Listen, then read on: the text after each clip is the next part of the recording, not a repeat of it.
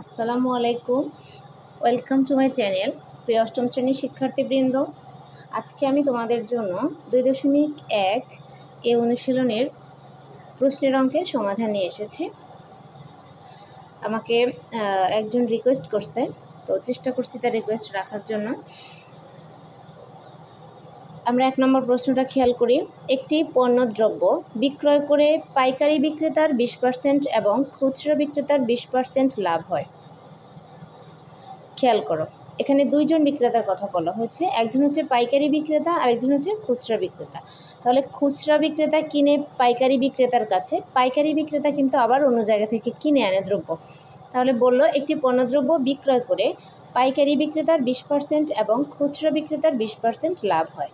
যদি দ্রব্যটির খুচরা বিক্রয় মূল্য 576 টাকা হয়, খুচরা বিক্রয় মূল্য তার মানে খুচরা বিক্রেতা দ্রব্যটি 20% লাভে 576 টাকা বিক্রয় করে, তবে পাইকারি বিক্রেতার ক্রয় মূল্য কত?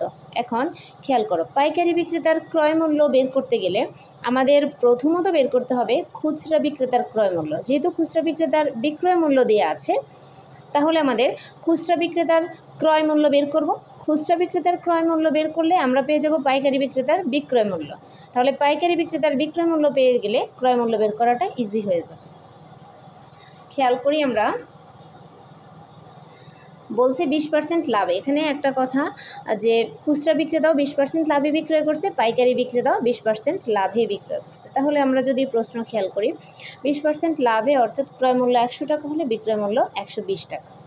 লাভ হলো অবশ্যই বেশি, তাই 100 যোগ 20 120। এখন খুচরা বিক্রেতার ক্ষেত্রে আমরা যদি ধরি খুচরা বিক্রেতা, তাহলে খুচরা বিক্রেতার এখানে বিক্রয় মূল্য কত টাকা? 120 টাকা। তাহলে বিক্রয় মূল্য 120 টাকা হলে ক্রয় মূল্য 100 টাকা। বিক্রয় মূল্য 1 টাকা হলে ক্রয় মূল্য কম হবে, এই জন্য ভাগ। আর খুচরা বিক্রেতার বিক্রয় মূল্য 576 টাকা। 576 টাকা হলে ক্রয় মূল্য কত হবে আমরা খেয়াল করি। 100 গুণ, এখানে দেখো 576 গুণ হবে, যেহেতু ক্রয় মূল্য বেশি হবে। তাহলে আমরা যদি এটা ভাগ করি, দেখো একটা শূন্য ভাগ দিলাম, 12 দিয়ে 576কে ভাগ করলাম, 48 হলো। তাহলে এখানে আমাদের ক্রয় মূল্য কত দাঁড়াচ্ছে? 48 আর 10 গুণ করলে 480। তাহলে খুচরা বিক্রেতার ক্রয় মূল্য কত? 480 টাকা। এবার খেয়াল করো, খুচরা বিক্রেতার ক্রয় মূল্য যদি 480 টাকা হয়, তাহলে খুচরা বিক্রেতার ক্রয় মূল্য মানে কি? পাইকারি বিক্রেতার বিক্রয় মূল্য। তাহলে পাইকারি বিক্রেতার বিক্রয় মূল্য হলো 480 টাকা। আর এবার আমরা পাইকারি বিক্রেতার বিক্রয় মূল্য যখন পেয়ে গেছি 480 টাকা, তাহলে আমরা কি করব? পাইকারি বিক্রেতার ক্রয় মূল্য বের করব। তাহলে ওই একই তো, 20% লাভ। তাহলে ওই সূত্র ধরে 20% লাভে ক্রয় মূল্য 100 টাকা হলে বিক্রয় মূল্য 120 টাকা। তাহলে বিক্রয় মূল্য যদি 120 টাকা হয়, তার ক্রয় মূল্য দাঁড়ায় 100 টাকা। বিক্রয় মূল্য 1 টাকা হলে ক্রয় মূল্য কত? আর বিক্রয় মূল্য 480 টাকা ধরছি, যেটা আমরা বের করলাম। তাহলে তার ক্রয় মূল্য দাঁড়ায় কত টাকা? খেয়াল করো, ভাগটা একটা শূন্য ভাগ দিলাম, 12 দিয়ে 48কে ভাগ করলে 4 12 48 400। তাহলে পাইকারি বিক্রেতার ক্রয় মূল্য হচ্ছে 480 টাকা। 2 নং প্রশ্ন, একজন দোকানদার কিছু ডাল 2375 টাকায় বিক্রয় করায় তার 5% ক্ষতি হলো। ওই ডাল কত টাকায় বিক্রয় করলে 6% লাভ হতো? 5% ক্ষতি বলতে আমরা কি বুঝি? ক্রয় মূল্য 100 টাকা যদি হয়, তাহলে বিক্রয় মূল্য হবে 100 টাকা থেকে 5 টাকা কম, তার মানে 95 টাকা। আবার ঠিক 6% লাভ বলতে আমরা বুঝি ক্রয় মূল্য 100 টাকা হলে বিক্রয় মূল্য হবে 100 টাকা থেকে 6 টাকা বেশি, তার মানে কি 106 টাকা। তাহলে আমরা দেখি,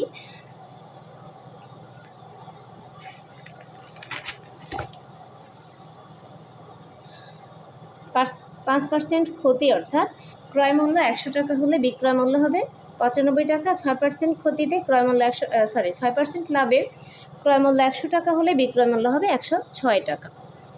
এখানে আমাদের দেখো বলছে 6% লাভ হতো যদি, মানে বিক্রয় মূল্য কত হলে 6% লাভ হতো। তাহলে এখানে দেখো তার ক্ষতিতে বিক্রয় মূল্য কত? 2375 টাকা। এখন আমরা খেয়াল করি যে 95 টাকা যদি 5% ক্ষতিতে বিক্রয় করে, তাইলে সেখানে তার 100 টাকায় ক্ষতি হয় 5 টাকা। তাহলে তার বিক্রয় মূল্য দাঁড়ায় 95 টাকা। আর 6% লাভে তখন তার 100 টাকা যদি হয় ক্রয় মূল্য, বিক্রয় মূল্য হয় কত? 106 টাকা। তার মানে 95 টাকায় যদি বিক্রি না করে 106 টাকা বিক্রি করে, তাহলে সে 6% লাভে বিক্রি করতে পারে।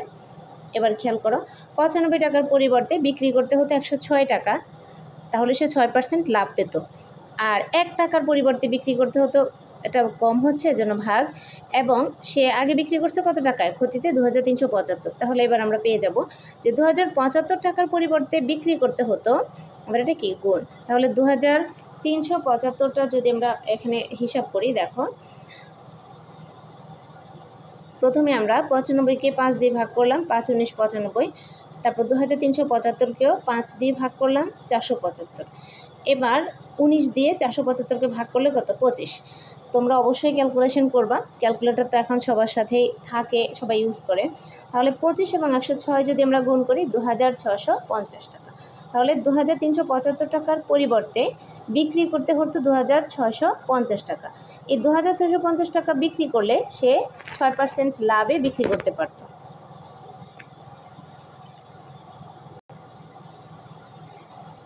3 নম্বর প্রশ্নটা আমরা খেয়াল করি। 30 টাকায় 10টি দরে ও 15টি দরে সমান সংখ্যক কলা ক্রয় করে। আগে এই কথাটার মানে বুঝি। 30 টাকায় 10টি দরে ও 15টি দরে, মানে 30 টাকায় 10টি কলা কিনছে, আবার 30 টাকায় 15টি কলা কিনছে। এবার কি করলো, সে সবগুলো কলা একসাথ করেছে, 30 টাকায় 12টি করে বিক্রি করছে। কি লাভ বুঝে দোকানদার, হ্যাঁ, 30 টাকায় সে 12টি করে বিক্রি করছে। তাহলে তিনি এক দোকান থেকে কিনলো 30 টাকা দিয়ে 10টি, আর এক দোকান থেকে কিনলো 30 টাকা দিয়ে 15টি, এটা আমরা মনে করি। আবার সে এই 2 ধরনের কলা একত্র করে 30 টাকায় 12টি দরে বিক্রয় করছে। এখন আমাদের কাছে জানতে চাইলো শতকরা কত লাভ বা ক্ষতি।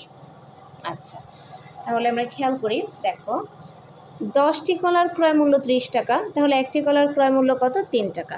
আবার 15টি কলার ক্রয় মূল্য 30 টাকা, তাহলে একটি কলার ক্রয় মূল্য 2 টাকা। এখন 2টি কলার, এখানে একটি কলা, এখানে একটি কলা, 2 দামের মধ্যে 2টি কলার ক্রয় মূল্য একত্রে দাঁড়ায় কত, 5 টাকা। তাহলে এবার আসো, সে বিক্রি করলো যে 12টি কলা 30 টাকা বিক্রি করছে, তাহলে 12টি কলার বিক্রয় মূল্য 30 টাকা, আর এক্ষেত্রে একটি কলার বিক্রয় মূল্য দাঁড়ায় ভাগ। এখান থেকে আমরা একসাথে 2টি কলার বিক্রয় মূল্য বের করে ফেলি। তাহলে 2টি কলার বিক্রয় মূল্য বের করতে গেলে দেখো 2 দিয়ে 12কে ভাগ করি, 6, 6 দিয়ে 30কে ভাগ করলে 5, 5 6 30 টাকা। তাহলে সে 2টি কলা বিক্রি করছে 5 টাকা, তাহলে 2টি কলা কিনলেও 5 টাকা দিয়ে, অ্যাভারেজে 2টি কলা বিক্রি করলেও 5 টাকা দিয়ে। তাহলে যেহেতু 2টি কলার ক্ষেত্রে ক্রয় মূল্য বিক্রয় মূল্য সমান বা একই, তাই লাভ বা ক্ষতি কিছুই হয় নাই। 4 নম্বর প্রশ্ন, বার্ষিক শতকরা মুনাফার হার 10.50 টাকা হলে 2000 টাকার 5 বছরের মুনাফা কত হবে? তাহলে শতকরা মুনাফার হার বলতে আমরা বুঝি রেট অফ ইন্টারেস্ট। মুনাফার হার মানে প্রতি 100 টাকার 1 বছরের মুনাফা। প্রতি 100 টাকার 1 বছরের মুনাফা হচ্ছে 10.50 টাকা। এখানে 2000 টাকার 5 বছরের মুনাফা কত? তাহলে আমরা যদি সূত্রের সাহায্যে অঙ্ক করি, এটা কিন্তু বুঝতে খুব ইজি হবে। খেয়াল করি আমরা, এখানে আর ইজ ইকুয়াল কত, আর এর মান হচ্ছে 10.50। তাহলে এখানে আমরা একটা ছোট্ট কাজ যদি আগে শেষ করি, তাহলে অঙ্ক কিন্তু বুঝতে সুবিধা হবে। আমরা আর এর মানটা আগেই সমাধান করে ফেলবো। আর হচ্ছে 10.50, তাহলে দশমিক ভগ্নাংশকে সাধারণ ভগ্নাংশে প্রকাশ করলাম। দশমিকের জন্য একটা 1, দশমিকের পরে যত ঘর আছে ততটা 0, আর শতকরার চিহ্নের মান বসালাম 100/1। এখন দেখো এখানে একটু কাটা দিলাম, একটা 0 একটা 0, তাহলে নিচে থাকে 10, এখানে 100, 10 100 গুণ করলে 1000, উপরে 105। এটা হচ্ছে আর এর মান। আর এন হচ্ছে 5 বছর, পি হচ্ছে 2000 টাকা, আই ইজ ইকুয়াল হোয়াট, মানে আয়ের মান, মুনাফার মান আমরা বের করব। পি হচ্ছে মূলধন বা আসল, এন হচ্ছে সময়, আর হচ্ছে মুনাফার হার, আই হচ্ছে মুনাফা। তাহলে আমরা মুনাফা বের করি, I is equal P R N. তাহলে মান বসালাম, দেখো পি 2000, আর হচ্ছে 1000/105, এন হচ্ছে 5।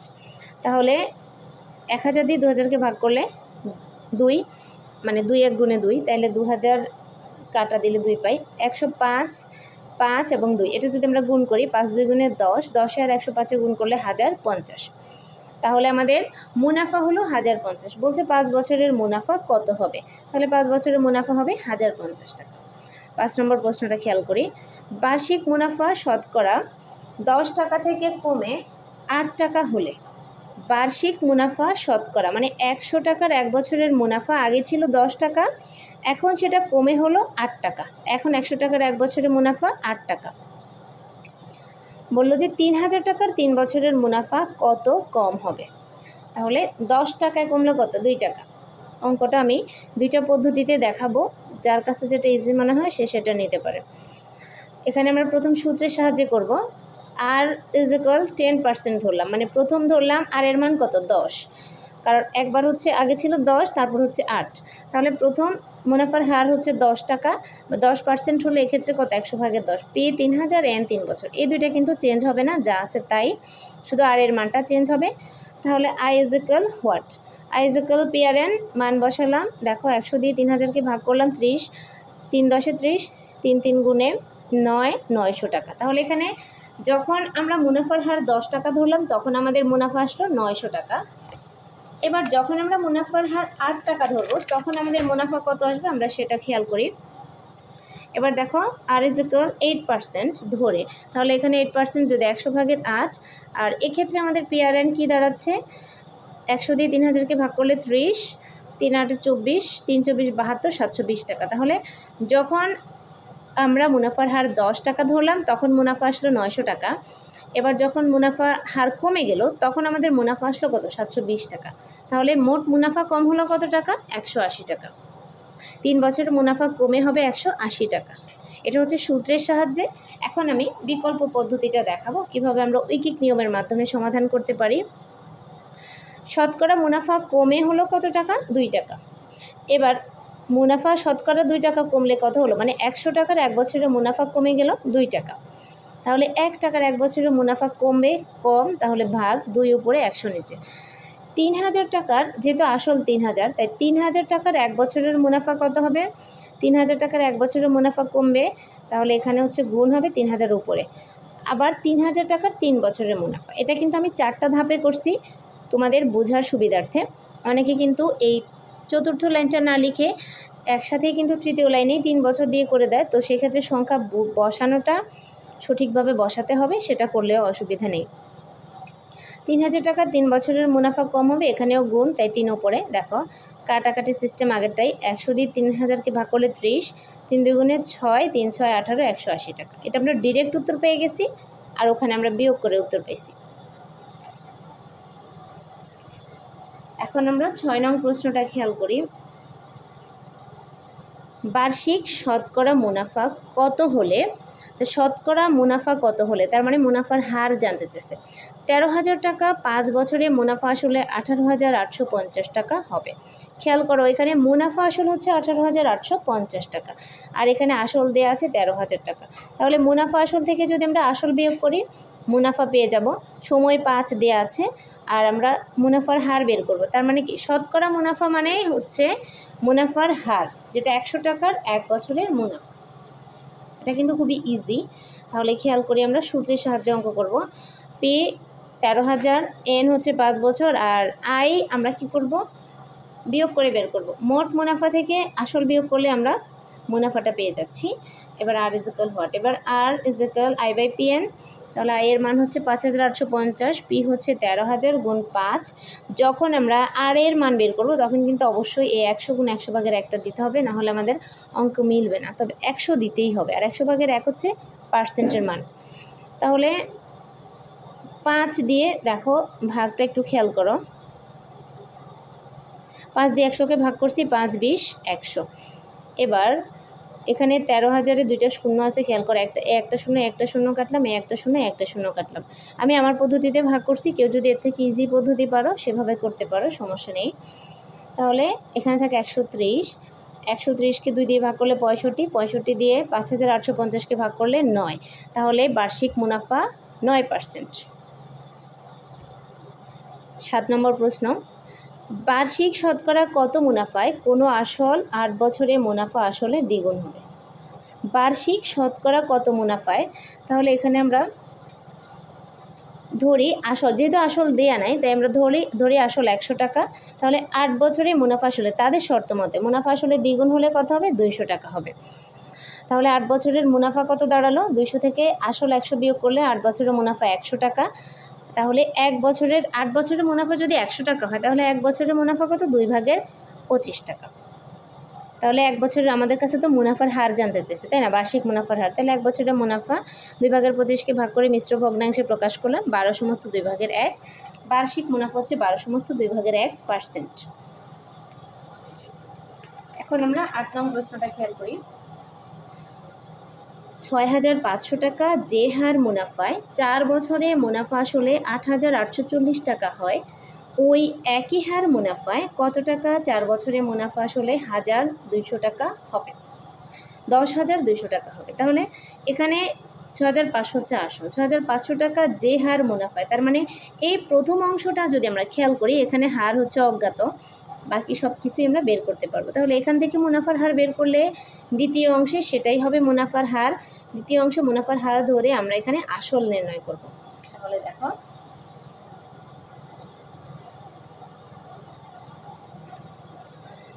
প্রথম ক্ষেত্রে আমরা কি করলাম, এখানে পি হচ্ছে 6,500 টাকা, পি হচ্ছে কি আসল, আসল হচ্ছে 6,500, সময় হচ্ছে 4 বছর, আর আই মানে মুনাফা বের করব, মুনাফা আসল থেকে আসল বিয়োগ করলে আমরা মুনাফা পেয়ে যাচ্ছি, আর আর এর মান বের করব। তাহলে আমরা জানি প্রথম ক্ষেত্রে যেহেতু আর এর মান বের করব, প্রথম ক্ষেত্রে হচ্ছে R equal I by P N, মান বসালাম, দেখো আই এর মান, পি এর মান, এন এর মান, আর যেহেতু আর এর মান বের করব মুনাফার হার, তাহলে 100 গুণ 100 ভাগের 1 দিলাম। এবার যদি আমরা ভাগ করি, খেয়াল করো প্রথম 100 দিয়ে 6,500কে ভাগ করলাম, এখানে থাকে 65, এবার 65 দিয়ে 2,340কে ভাগ করলাম 36, 4 দিয়ে 36কে ভাগ করলাম 9, তাহলে মুনাফার হার 9%।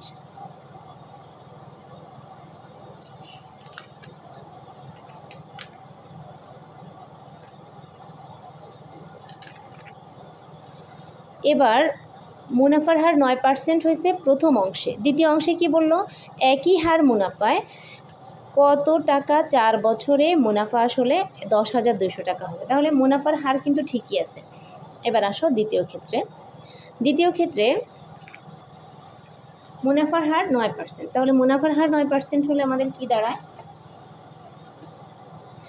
মুনাফার হার 9% হলে 100 টাকার 1 বছরের মুনাফা হচ্ছে 9 টাকা, এটা আমরা বুঝি। তাহলে 100 টাকার 4 বছরের মুনাফা কত, যেহেতু আমাদের সময় এখানে 4 বছর, তাহলে 100 টাকা 4 বছরের মুনাফা 36 টাকা। এবার আসো, তাহলে 4 বছরে মুনাফা আসল কত দাঁড়ায়, যদি 100 টাকার 4 বছরের মুনাফা 36 টাকা হয়, তাহলে মুনাফা আসল কত, 136। এবার মুনাফা আসল 136 টাকা যখন আসল 100, তাহলে মুনাফা আসল 1 টাকা যখন আসল কম হবে, এই জন্য ভাগ। এবার মুনাফা আসল 10,200 টাকা যখন আসল, এবার আমরা এখানে বের করি ভাগ করে 136কে আমরা খেয়াল করি, এখানে প্রথম 136কে আমরা ভাগ করছি হচ্ছে 4 দিয়ে, 4 দিয়ে ভাগ করলে এখানে 34, আর 100কে 4 দিয়ে ভাগ করলে হচ্ছে 25, তাহলে 4, এবার 34 দিয়ে আমরা 10,200কে ভাগ করছি, ভাগফল 300, 300 এবং 25 গুণ করলে হচ্ছে 75,000, তাহলে আসল কত, 75,000। 9 নং প্রশ্নটা খেয়াল করি, 9 নং অঙ্কটাও ইজি। রিয়াদ সাহেব কিছু টাকা ব্যাংকে জমা রেখে 4 বছর পর 4,760 টাকা মুনাফা পান। ব্যাংকে বার্ষিক মুনাফার হার এত টাকা হলে ব্যাংকে কত টাকা জমা রেখেছেন, তার মানে আসল। এটা খুবই ইজি, এটা আসল নির্ণয় অঙ্কটা তোমরা খেয়াল করো, এক পলক দেখলেই তোমরা বুঝে যাবে। আমরা প্রথম আর এর মানটা বের করছি, মানে যেহেতু দশমিকে মান দেওয়া আছে, তাহলে আমরা এটাকে আগে কী করলাম খেয়াল করো, দশমিককে সাধারণ ভগ্নাংশে প্রকাশ করছি, দশমিকের জন্য একটা 1, দশমিকের পর যত ঘর ততটা 0, তাহলে দশমিক উঠে যাবে। এবার এখানে একটা শূন্য কাটলাম, তাহলে এখানে থাকে 100, শূন্য ভুলে মাঝখানেরটা কাটা গেল, 10,